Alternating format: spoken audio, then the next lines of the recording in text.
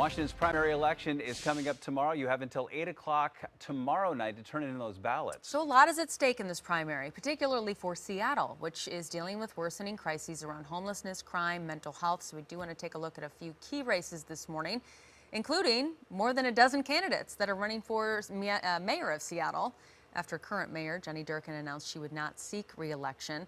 A few of the top candidates: three-term Seattle City Council member Bruce Harrell wants greater public participation on homelessness, including the creation of a job training center and greater police accountability.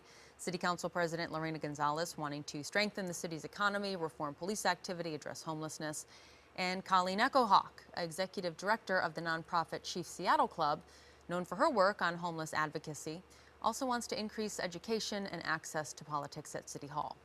In Tacoma, the incumbent mayor, Victoria Woodard's, facing Jamaica Scott and Steve Haverly. The only two candidates, the top two rather, will advance to the general election, of course, and Woodard's has reported the most contributions in this race. She's been the mayor of Tacoma since 2018, and a critical race being watched closely in Seattle, the race for city attorney. Three-term incumbent Pete Holmes in a close race with Ann Davison and Nicole Thomas Kennedy. Ann Davison, a Republican, and if elected would represent a substantial shift in how the city could tackle some major issues. Davison has criticized Holmes for allowing repeat offenders to, in her words, cycle through the system.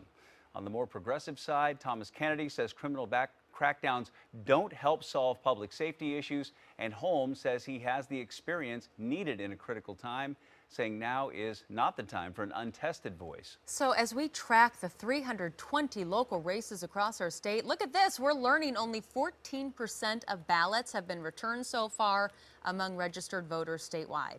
Now, a little bit closer to our area, King County's seen about 13.5% of ballots returned. Compare that to about 9% of ballots returned in Pierce County, and Snohomish County seen about 13.5% of those ballots returned. Remember, I know we mentioned this, but just again, your ballot has to be postmarked by tomorrow or at an official drop box by 8 p.m. tomorrow. For more on these races and other important election issues, you can check out our website, Q13fox.com.